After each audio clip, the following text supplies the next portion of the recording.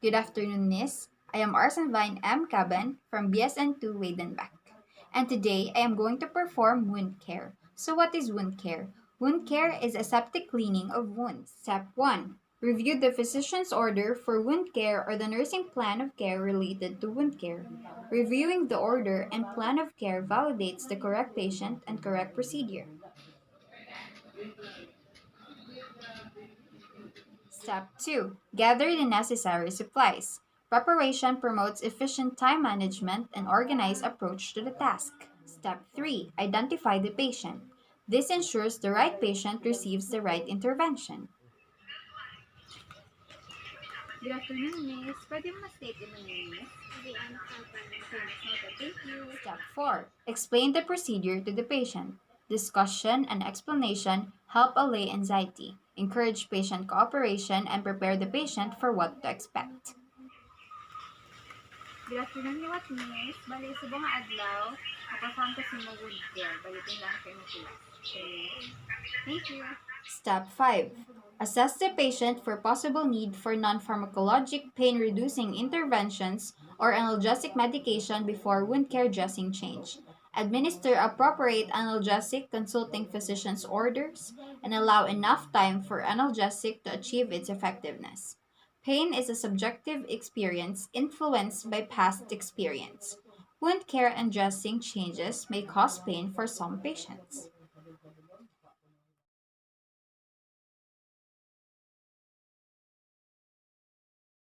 Step 6. Perform hand hygiene. Hand hygiene prevents the spread of microorganisms.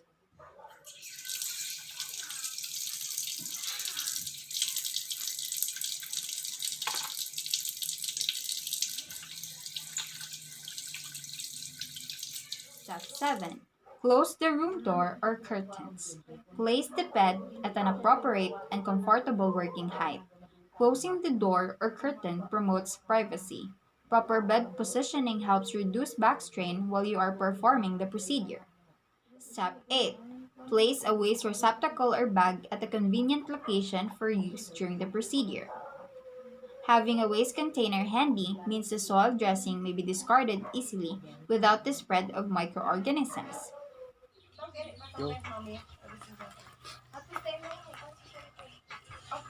Step 9. Assist the patient to a comfortable position that provides easy access to the wound area. Use the bath blanket to cover any exposed area other than the wound. If necessary, place the waterproof pad under the wound site. Patient positioning and use of a bath blanket provide for comfort and warmth. Waterproof pad protects underlying surfaces. Step 10. Check the position of drains, tubes, or other adjuncts before removing the dressing. Put on clean, disposable gloves and loosen tape on the old dressings. If necessary, use an adhesive remover to help get the tape off. Checking ensures that the drain is not removed accidentally if one is present. Gloves protect the nurse from contaminated dressings and prevent the spread of microorganisms. Adhesive tape remover helps reduce patient discomfort during removal of dressings. Step 11. Carefully remove the soiled dressings. If any part of the dressing sticks to the underlying skin, use small amounts of sterile saline to help loosen and remove. Do not reach over the wound. Cautious removal of dressing is more comfortable for the patient and ensures that any drain present is not removed.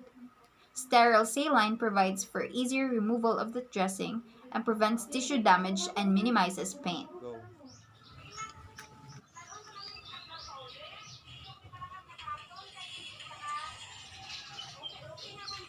Step 12. After removing the dressing, note the presence, amount, type, color, and odor of any drainage on the dressings. Place soiled dressings in the appropriate waste receptacle. Remove your gloves and dispose of them in an appropriate waste receptacle. The presence of drainage should be documented. Proper disposal of soiled dressings and used gloves prevents spread of microorganisms. Step 13. Inspect the wound site for size, appearance, and drainage. Assess if any pain is present. Check the sutures, steri-strips, staples, and drains or tubes.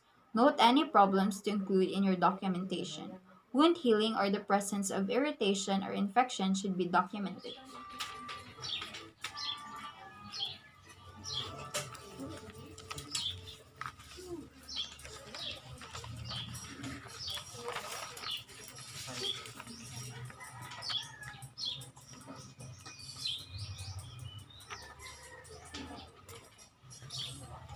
Step 14. Using sterile technique, prepare a sterile work area and open the needed supplies. Supplies are within easy reach and sterility is maintained. Step 15. Open the sterile cleaning solution. Depending on the amount of cleaning needed, the solution might be poured directly over gauze sponges, over a container for small cleaning jobs, or into a basin for more complex or larger cleaning. Sterility of dressings and solution is maintained.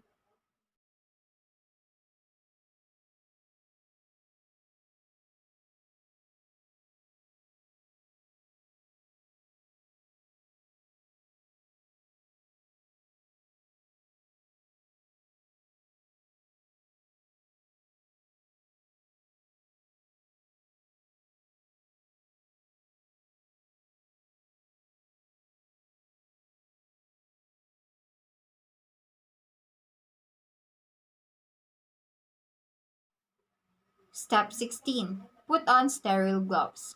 Use of sterile gloves maintains surgical asepsis and sterile technique and reduces the risk for spreading microorganisms. Step 17.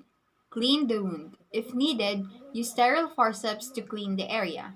Clean the wound from top to bottom and from the center to the outside. Following this pattern, use a new gauze for each wipe, placing the used gauze in the waste receptacle. Do not touch any surface with the gloves or forceps. Cleaning occurs from least to most contaminated area.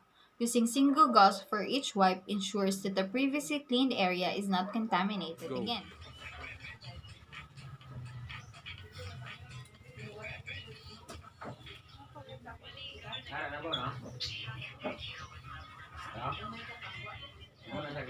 Step 18.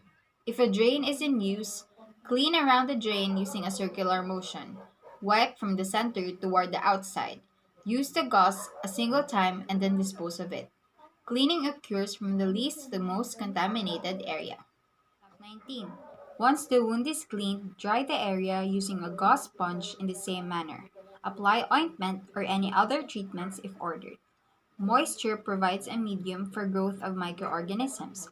The growth of microorganisms may be retarded and the healing process improved with the use of ordered ointments or other applications.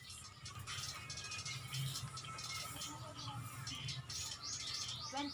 Apply a layer of dry sterile dressing over the wound. Forceps may be used to apply the dressing. Primary dressing serves as a wick for drainage. Use of forceps helps ensure that sterile technique is maintained. Step 21. Place a second layer of gauze over the wound site. A second layer provides for increased absorption of drainage. 22. Apply a Surgipod or ABD dressing over the gauze at the site as the outermost layer of the dressing. The dressing acts as additional protection for the wound against microorganisms in the environment.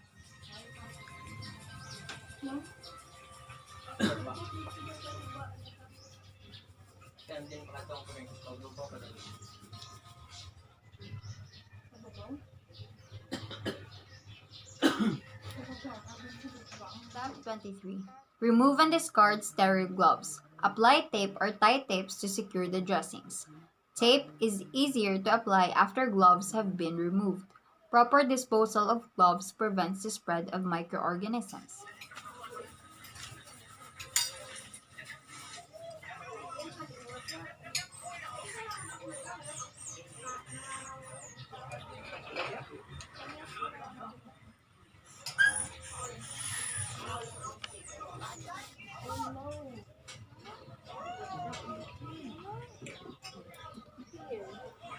Step 24. After securing the dressing, label dressing with date and time. Remove all remaining equipment. Place the patient in a comfortable position with side rails up and bed in the lowest position. Perform hand hygiene. Recording date and time provides communication and demonstrates adherence to plan of care. Proper patient and bed positioning promotes safety. Hand hygiene prevents the spread of microorganisms.